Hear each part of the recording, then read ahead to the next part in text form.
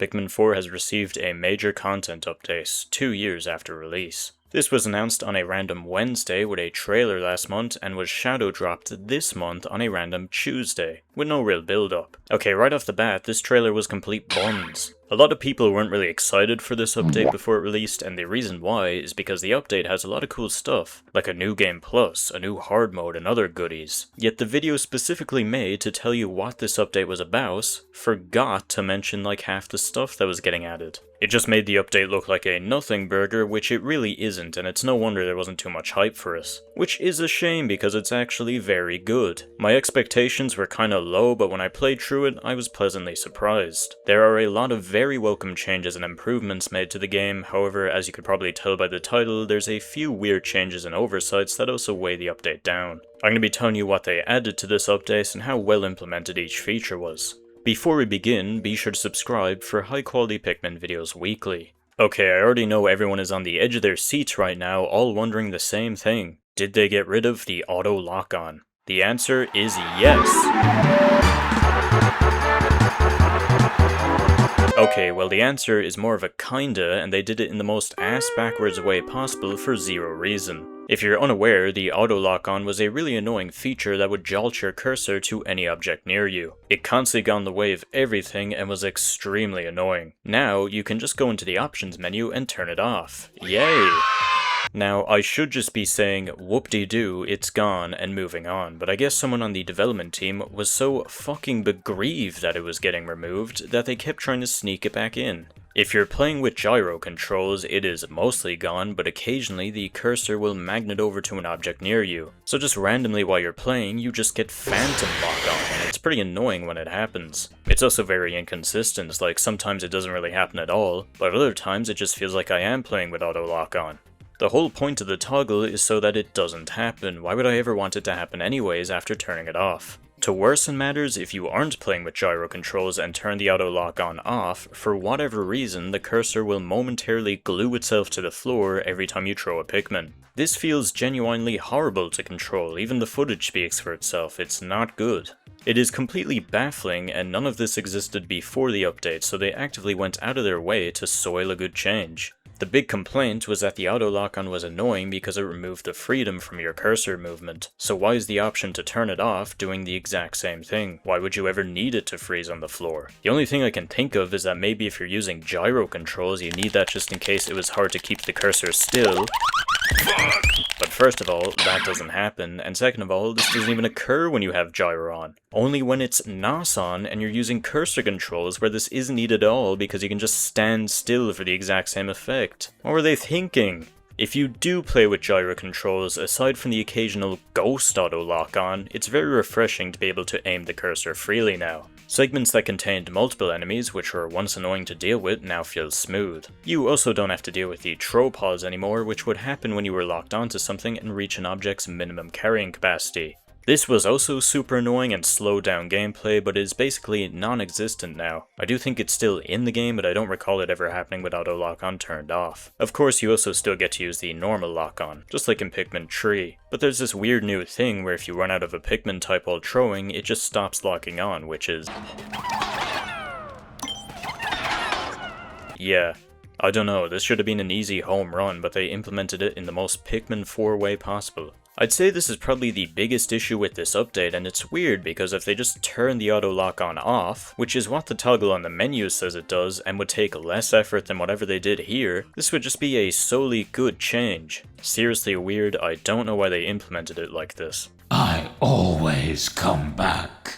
Anyways, from here on out, most of the changes are mostly positive aside from a few slip-ups. Pikmin 4 was pretty infamous for having an absolute slog of a tutorial where 90% of it wasn't a tutorial, and instead riveting gameplay where you walk just to receive a cutscene pointing out that a character digging is indeed digging.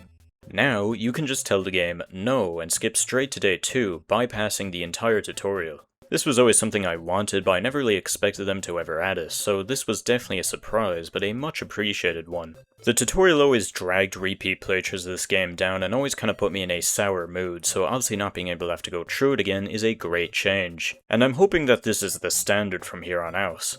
Along with that, when you start a new file, you'll be given the option to roll over, which doesn't mean you pull a Brian Griffin on Ochi. It actually means you choose a save file to copy attributes from. When you do this, you get to transfer over the unlocked onions with 10 of each Pikmin. This doesn't include Flawed, gear you've purchased or unlocked, the data from all of the treasures and enemies, along with the total amount of Ochi's pup drive you had collected on that file. Not Ochi's skills, just the pup drive, presumably so you can specifically choose what upgrades you want. Another cool change, which is great for replays. There's several pieces of equipment you barely got to use in the main game, so a New Game Plus is greatly appreciated. And it was another thing I heard lots of people asking for. Also, kind of a nitpick, but the menu prompt for this doesn't make it fully clear what is being transferred over. Thought I wouldn't be getting the gear because it doesn't say that at all.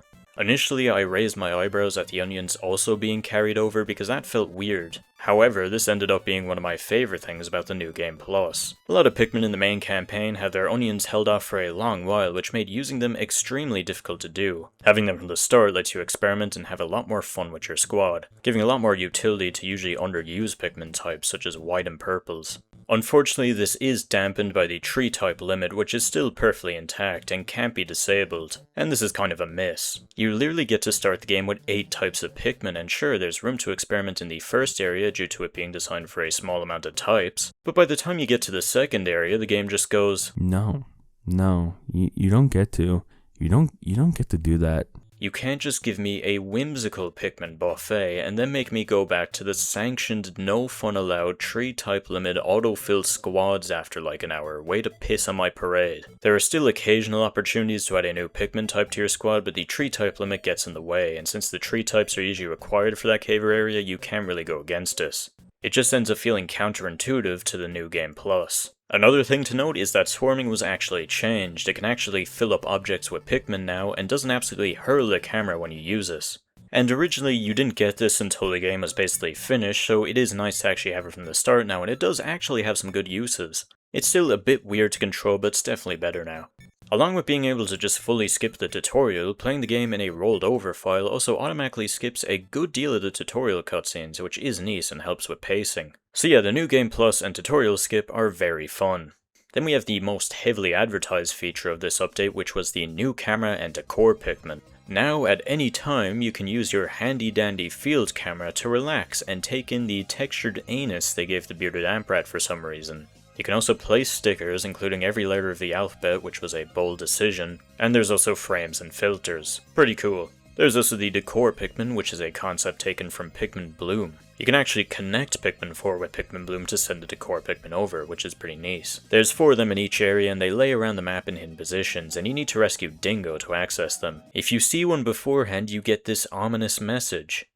You've detected a mysterious Pikmin. It doesn't seem to be interested in you.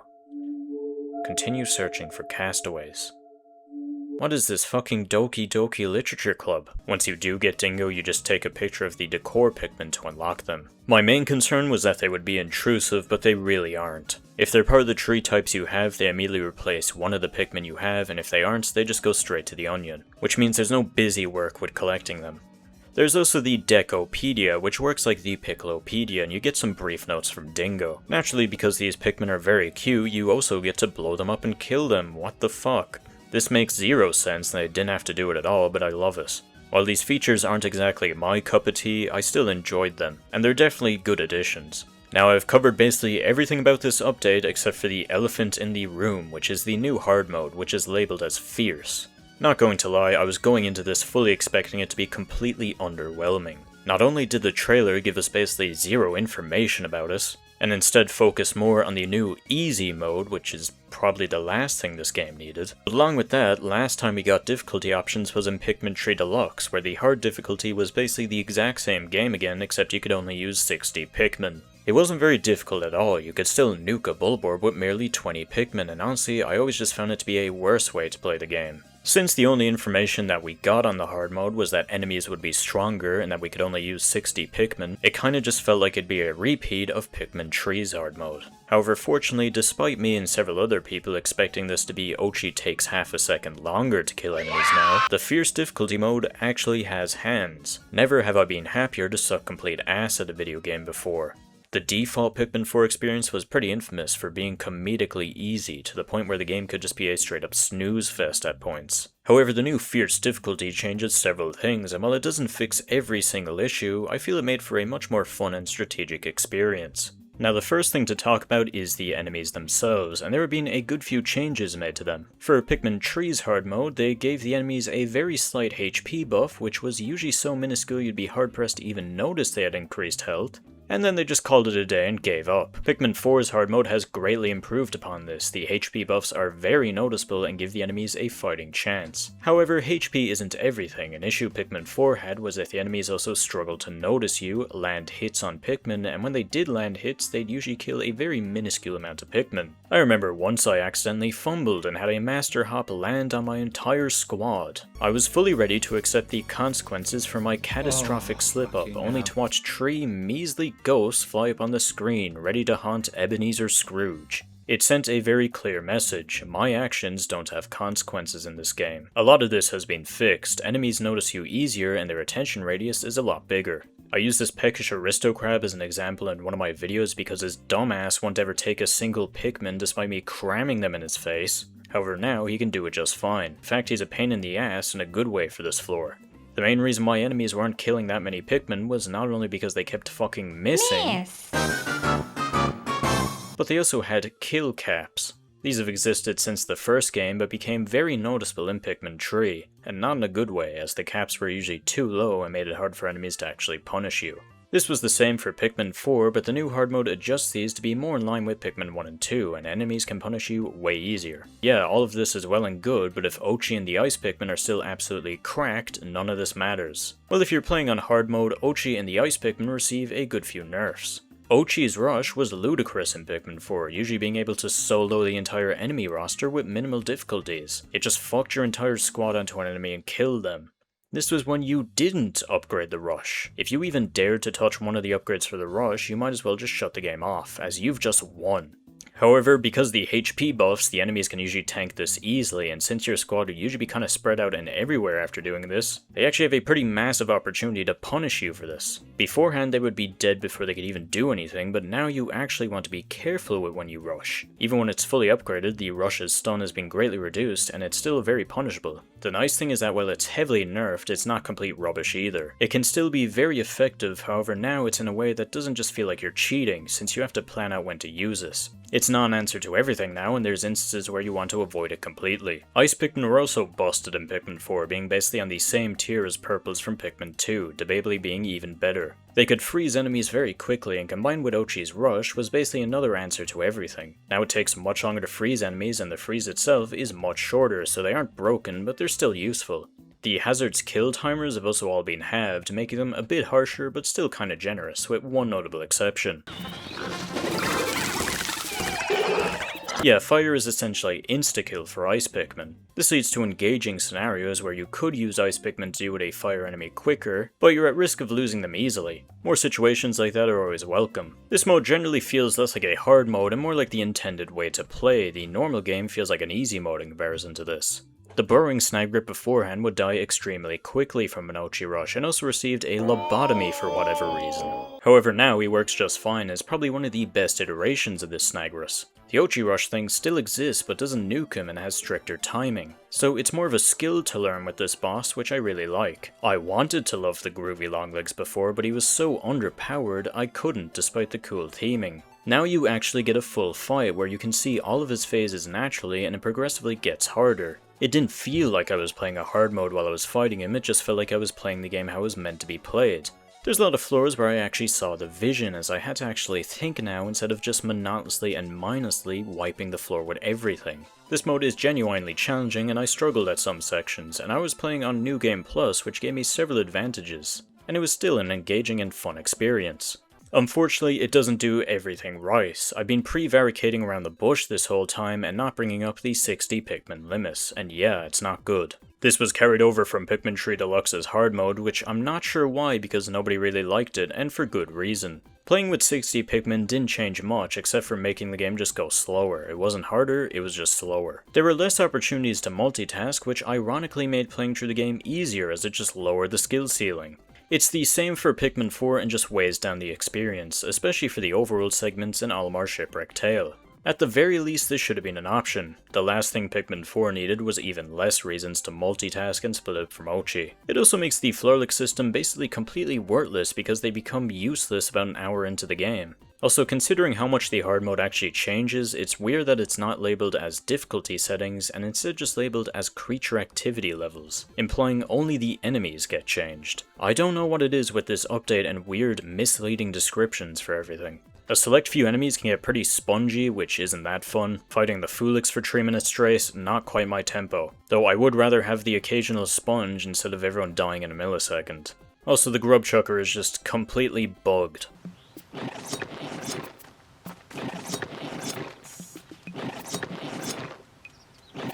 Oh, brother! Speaking of things they broke, Dandori battles. So aside from night missions where enemies move faster and the glow bop the glow Pikmin can use has been nerfed, the side modes haven't been changed aside from the default changes with the difficulty settings. For most of them, this is understandable, but this causes issues in Dandori battles. The AI is the same and was notable for being shiz.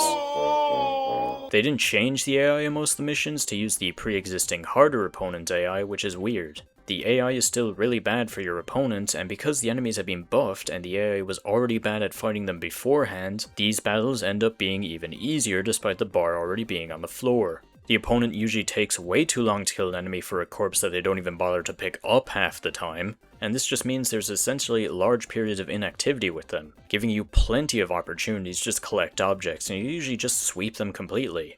Compared to everything else here, it's jarringly easy. Finally, there's some things that weren't changed that probably should have been changed. Enemies still do not respawn at all, which was heavily criticized. The main advertising feature for the easy mode is that you can take photos with the enemies without risk. But how am I meant to take photos of anything if everyone is dead? It yet again feels counterintuitive to the new thing being introduced. Wild Pikmin still spawn inside of caves in hard mode, which is weird and takes away a lot of the tension and resource management. Time also still passes underground in hard mode, which feels intrusive now because now you actually want to stop and think while in caves, like in Pikmin 2. It wasn't that bad before where the only thing you were thinking about was playing a different game, but now it's just pretty annoying. Overall, despite there being a few blemishes, hard mode and the update itself are very good. I had fun playing through it and I'd recommend replaying Pikmin 4 with this update. Even if you're a bit iffy about the game, I feel like there's fun to be had here, and the hard mode is a genuine challenge, sometimes even replicating the difficulty of the old Pikmin games. It obviously doesn't fix every issue with this game, but there are genuine improvements here that make for a better experience. And the fact that I actually found the new hard mode challenging is a good sign. It's nice that they actually listened to the criticisms this game was given and changed the game in a way that improves this. If they keep this philosophy up for Pikmin 5, I'm sure we'll have a great game. The issues with this update are kind of frustrating because they are very self-inflicted. You literally didn't have to do any of that with the auto lock-on toggle. But aside from that and the occasional bug, it's pretty good.